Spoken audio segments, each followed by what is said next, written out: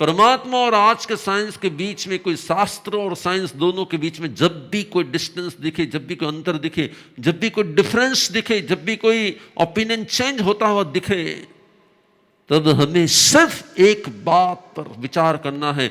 हो सकता है कि परमात्मा के शास्त्रों में, अर्धमागधी में, प्राकृत भाषा में जो भी कहा है, उसका गुजराती, हिंदी, इंग्लिश ट्रांसलेशन करते समय, उसका अर्थ घटन करते समय शायद हो सकती है कि अर्थ घटन करने वाले की मिस्टेक हो सकती है। साइंस ऐसा कह रहा है, वो प्रूव कर रहा है, लेकिन यदि शास्त्र वो नहीं कह रहा और शास्त्र कुछ अलग कह रहा है, तो शास्त्र को समझने में या हमारी भूल होनी चाहिए, और या फिर आज साइंस का ओपिनियन ये है, हो सकता है कि कल साइंस का ओपिनियन बदल जाए, क्योंकि साइंस ने हमेशा के लिए किसी भी एक सिद्धांत पर हमेशा के लिए परमानेंट ट्रस्ट नहीं किया। साइंस ने हमेशा के लिए अपने अपने हर सिद्धांतों को, जैसे जैसे समय आने पर नई शोध होती है ना, तो वो कहते हैं नहीं अब ऐसा मानते थे लेकिन अब ऐसा मानते हैं।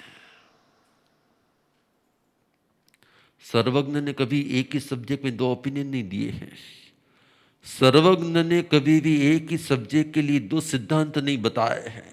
हो सकता है कि शायद साइंटिस्ट ऐसा भी कह सकते हैं, और बाद में उनको लगता है तो कह सकते हैं, ऐसा भी हो सकता है।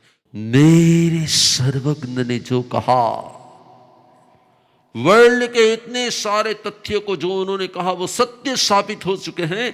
उनके बताए हुए हर तथ्य जब सत्य साबित हो चुके, तो भगवान एक सब्जेक्ट में क्यों रॉन्ग कहेंगे?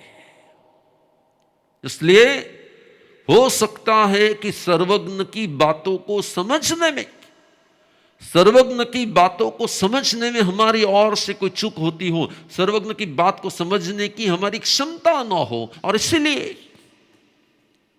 हमें एक विश्वास लाना है कि सर्वज्ञ की हर बात पर त्वमेव सत्यम निसंकम जम जिणेहिम पवेयम।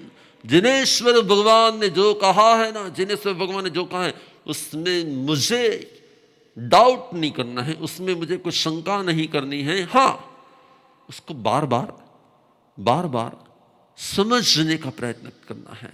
जब भी कुछ समझ में ना आए तो हंसे, कहें कभी आपने क्या जोयु छे ने, वो भगवान ने कीधु छे ने, वे वो गए हंसे, ऐसा नहीं। हमें ये कहना, भगवान ने तो जो कहा था ना वो सही कहा है, लेकिन सर्वज्ञ की अनंत क्षमता के सामने मेरी अल्प क्षमता है, तो शायद हो सकता है मेरी अल्प क्षमता से मैं नहीं भी समझ पाता हूं, लेकिन हे प्रभु मैं आपको समझने का प्रयत्न कर रहा हूं।